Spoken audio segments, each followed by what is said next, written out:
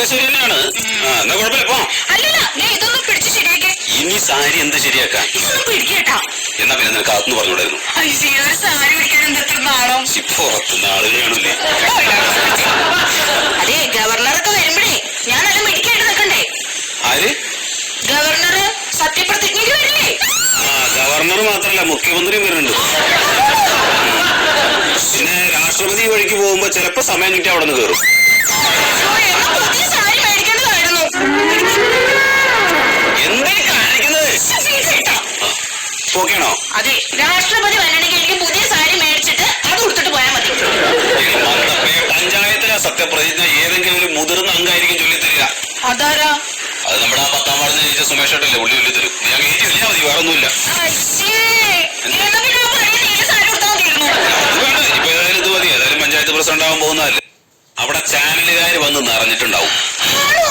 എന്നാ ഞാൻ കുറച്ച് മേക്കപ്പ് കൂടി ഇട്ടിട്ട് വരാം. അയ്യോ, ഈ മേക്കപ്പ് ഒക്കെ മതി, ധാരാളം കേട്ടാ. ഇനി അവര് വല്ല ചോദ്യങ്ങളും ചോദിക്കുമ്പോ നീ വെറുതെ വായിലിരിക്കുന്ന എന്തെങ്കിലുമൊക്കെ പറഞ്ഞു കഴിഞ്ഞിട്ട് ആകെ വഷളാക്കരുത്. എനിക്ക് രാഷ്ട്രീയത്തിൽ ഒരു ഇമേജ് ഉണ്ട്, അത് കളഞ്ഞു വിളിക്കരുത്. ഇത് വനിതാവാടായി പോയതുകൊണ്ടാണ് നിന്നെ കൊണ്ട് നിർത്തിയത്, ഇല്ലെങ്കിൽ ഞാൻ തന്നെ തന്നേ. ആര് ചോദിച്ചാലും ഞാൻ നല്ല മറുപടി കൊടുക്കും. ഏട്ടാ, ഒരു ചോദ്യം എന്നോട് ചോദിക്കും.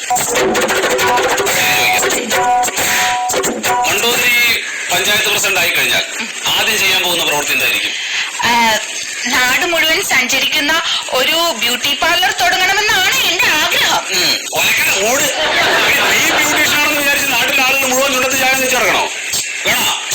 അതുകൊണ്ട് അവര് വല്ല ചോദ്യങ്ങളും ചോദിക്കുമ്പോ ആണ്, ഇല്ല, നോക്കട്ടെ, ശ്രമിക്കാം, ഞാനിതൊക്കെ ഒന്ന് പഠിക്കട്ടെ, ഇങ്ങനെയൊക്കെ പറയാവൂ.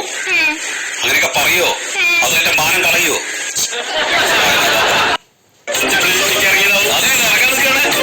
അല്ല, ഞങ്ങൾ ഭാവി പ്രസിഡന്റിനെ കണ്ടിട്ട് ഒരു അനുമോദനം അറിയിക്കാനോ വെച്ചിട്ട് വന്നാണ്.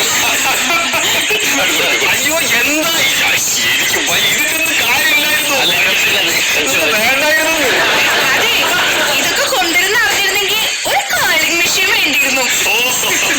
അതിന് പ്രസിഡന്റ് അങ്ങനെ ആയിക്കഴിഞ്ഞാൽ പിന്നെ എന്താ വേണ്ടിച്ചങ്ങോട്ട് വരില്ലേ? ഒരു മേക്കപ്പ് ബോക്സ് കൊണ്ടുവരണേ. ഒരു ബ്യൂട്ടി പാർലർ തന്നെ കൊണ്ട് തരൂല്ലേ പ്രസിഡന്റ് ആയാലേ?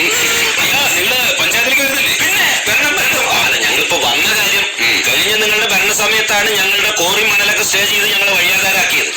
അതുപോലെ ഈ പ്രാവശ്യം അധികാരത്തിൽ വന്ന പ്രകൃതി സ്നേഹികളുടെ പിന്നാലെ പോകരുത്.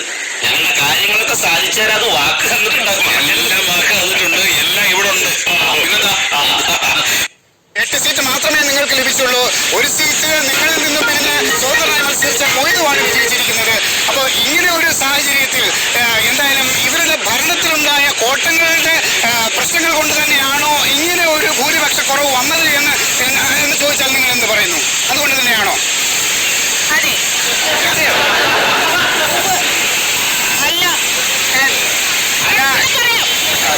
അപ്പോൾ എന്തായാലും ഈ ഒരു 5 വർഷം ഭരിച്ചു. ഒരുപാട് അഴിമതി ആരോപണങ്ങൾ ഇവരുടെ ഭാഗത്തു നിന്ന് ജനപ്രതിനിധികൾ ജനങ്ങളോട് ചോദിച്ചപ്പോൾ അവർ പറഞ്ഞിരിക്കുകയാണ്. അപ്പൊ ഞങ്ങൾക്കും ഏതാണ്ട് അതിനോട് യോജിക്കാതിരിക്കാൻ കഴിയാത്ത ഒരു സാഹചര്യമാണ്. അങ്ങനെയാണെങ്കിൽ നിരവധി പ്രശ്നങ്ങളുണ്ടായി. കുടിവെള്ള പ്രശ്നം, റോഡ് പ്രശ്നങ്ങൾ, അങ്ങനെ പല വികസനങ്ങളും പാറക്കോറി മണൽ മാഫിയയ്ക്ക് ഒത്താശ ചെയ്തു കൊടുത്തു എന്നുള്ള